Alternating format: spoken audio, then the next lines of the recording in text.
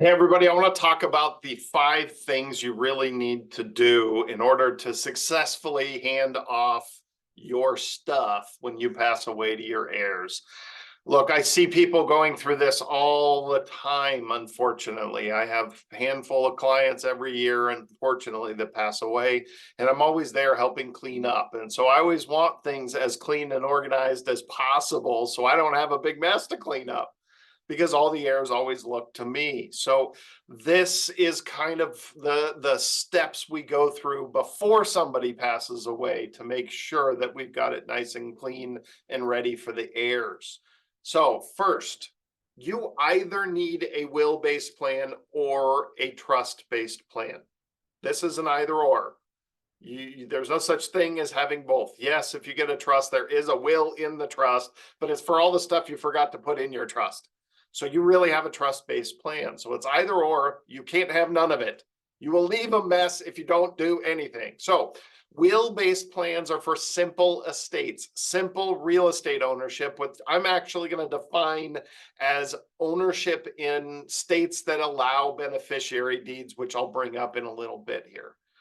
No business owner. You can't be self-employed with a business that's supposed to live on after you. If you own a farm and it's a family farm, no, you got to have a trust. You got to clean this stuff up. Simple family dynamics. You're not disinheriting one. You're not giving one 10% or $1 and the rest of them this. And you can't have special needs kids. That takes trust. So very simple dynamics. You got 2 kids, 50-50, easy peasy. Okay. And then less than the lifetime estate tax exemption. At this point, I'm going to say that's more like 6.5, 7 million each, not the 13 plus that it is right now, because in a couple of years, it's getting cut back to its normal place, which is the 6 plus inflation. It's just short of $7 million right now. So just call it 6.5 at this point. So if you individually have more than 6.5 million, or check your state, some states have lower estate tax thresholds. There's some states at 1 million, there's some states at 2 million. So be careful about that. The next part is the trust owners, or people that need trusts. Multiple real estate ownership. You got rental properties, you got a messy real estate, multiple states, and some of these states are probably not beneficiary, don't allow beneficiary deeds. Business ownership that's living on after you, complex family dynamics, and then greater than the lifetime exemption. So, special needs kids situations, you're going to have a trust. Those are all reasons. So pick one of these. You're going to have them, and go get your documents. And the other part of these documents, you're going to need the power of attorneys. Okay, so the financial power of attorney, well, that designates who's in charge of your finances. The thing that people don't understand about power of attorneys is this is not for when you pass away. This is for before you pass away. This is for my mother-in-law has Alzheimer's and we have to pay her bills. And this legally allows us to. This is for somebody who gets hit by a truck and doesn't die. And they're in the hospital and somebody's got to make decisions and pay their bills and do things. Okay. The advanced medical directive, that's what we call it here in Arizona. That's going to be a mental and medical healthcare power of attorney. Good attorneys will put these together in one. A lot of states, it is just one, and that's fine. Some states want separate ones. Every state is separate. These power of attorneys are only good in the state that you draw them up in. And then the living will tells those medical power of attorneys what your wishes are, whether to pull the plug or not pull the plug type stuff. So we're putting somebody in charge and we're telling them what to do. That is all of your power of attorney type documents. Then from there, I want you to then go and look at your beneficiaries. Beneficiaries are, believe it or not, more important than your trust or your will. And I want to be very clear. They are more important because legally they take precedence. If your will says your IRA goes to Bobby Sue, but your beneficiary on that account says it goes to Jim, it's going to Jim. Legally, the beneficiaries come first over a trust or a will. So your IRA, Roth, 401ks, 403bs, 457s, all of those special accounts, those pre-tax accounts and Roth accounts, we need to make sure we list accurate details about our heirs. We need to use percentages that equal 100%, and trusts should not be involved in this money because you will run the chance of losing that designation. And when it comes to IRA, that means the custodian is allowed to withhold 40% of that money, send it to the IRS, and tell your heirs, good luck, go get it from the IRS.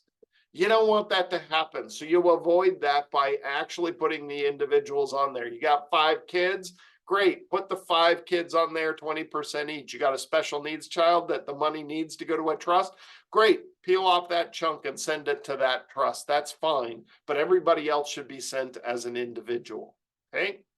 Then there's that after-tax non-qualified money.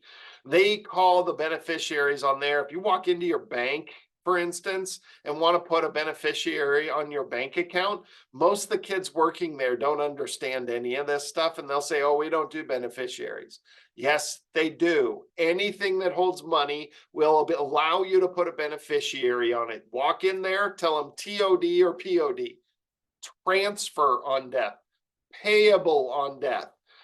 They can't seem to figure out that's the same thing as a beneficiary. Whatever, that's fine. Use the terminology TOD, POD, payable on death or transfer on death. This is going to avoid that probate if you list accurately with detail your heirs using 100% the same over here, okay? But if you have a trust, the trust should own the account. You can't have it own an IRA, you can't have it own a Roth, but you can have it own all this other money you have saved. So the bank account should be owned by the trust and the beneficiary should be the trust. It's the whole reason you created the trust. You have to fund that trust, which means you've got to point everything except your IRA and your Roth money. Everything else should be pointed to that trust. There's your bank accounts, same thing there. So after-tax non-qualified brokerage accounts, insurance accounts, annuities, life insurance, all this stuff applies. And there's your bank accounts, same thing. Go make sure that you've got beneficiaries listed on anything that has money in it, period. I can't say this enough. There are so many accounts out there that don't have accurate information. Long ago, you were able to open accounts without putting beneficiaries. You could open a 401k without a beneficiary. You could open an IRA without a beneficiary. Nowadays, you can't open any account. They have to have beneficiaries on the account. So it's less likely there. But all of these after-tax accounts, your bank accounts, your brokerage accounts, they still don't have to put beneficiaries. So a lot of those forms are blank. And a lot of the advisors out there that filled out the forms for you are lazy and they don't fill them out accurately. They misspell somebody's name. They miss a birth date. They transverse a number. That causes probate. You've got to get this stuff clean and done properly. So important. Next.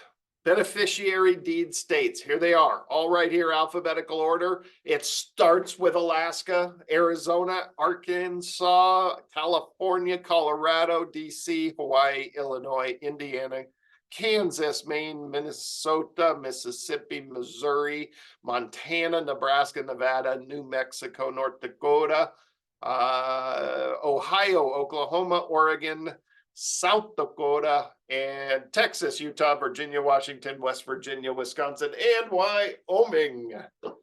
Congratulations, you are allowed to create and file a document with your county recorder that says you own your house and here's who you want as the beneficiary if you're gone. This is so handy. It makes it so easy. You can transfer your real estate without a trust in these states. All the other states, you're going to have a trust to own the real estate. You have to transfer the ownership to your trust in order to transfer that real estate without probate. So important. Any real estate you own in any of these states, so quick and easy. Beneficiary deeds, slap it down the county recorder's office. They record that document. You pass away. The heirs get the property without probate, without trust, without wills, without anything. Beneficiaries take priority. Then, one more. Letter of instruction. I can't tell you how handy this is and how wonderful this is. The people that have done this for their heirs that I know that have passed away, their heirs were so thankful for it. Think of this as your way of uh, telling your heirs your wishes, telling them that you loved them or you didn't. Tell them whatever you want, but tell them what you wanted done with anything and everything. Whether it's a grandfather clock, whether it's your burial, whether it's anything you wish you could have told them before you died, tell them here. Then I want you to have a list of accounts in there or people that can help them with their accounts. Most of them just put my card in there. And then have your really critical passwords or where to get the passwords to things. Spouses pass away and leave the surviving spouse a disaster because they don't know how to get into their bank account or anything else for that matter. It gets messy. So think of this letter of instruction not as a legal document, as a little organized little packet of information for your heirs should you pass away, that is going to help them with all of this mess that they have to clean up. Okay. I'll put another one on here without actually creating a slide for it. I will ask you people that collect everything and never get rid of anything, please clean your house up and start downsizing and getting rid of stuff. Because I gotta be honest, cleaning up a house after somebody passes away, oh my Lord, that's the most painful thing for heirs. And not only have I had to do it, but I've seen clients and kids have to do it. And it's oh so painful, and so painful, especially when they're finding unopened mail from 15 years ago and having to go through all that stuff and figure out how to shred it and if it's worth looking at or not, or any of that. So, all right, I hope that helps. That's just some of the really, really, really important stuff. Look, this isn't the extravagant people stuff. This is the everyday people stuff. This is the stuff that the next door person with $100,000 to their name. You know, this is everybody in all walks of life. Then when you start getting over the estate maximums of 6-7 million, or now currently the 13 million that it is, okay, yeah, they're going to need more extravagant planning, but boy, people that just have a little bit to their name and just have a house and 100,000, I'm telling you, if you don't do this stuff, you're going to leave a mess to your heirs. So please, please, please do this stuff.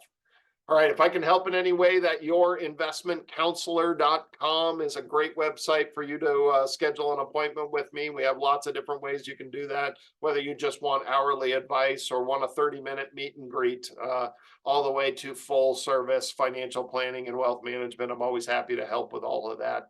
I love meeting people. Even the 30-minute meet and greets are a lot of fun. I've met some really fascinating people over the last few, actually just 2 days. I've had a bunch of 30-minute meet and greets. It's wonderful. Full class schedule. If you're looking for the full form classes, hour and a half long. Every month we have a different topic. There's 3 Zoom opportunities live. You can jump on, and recorded classes on there as well.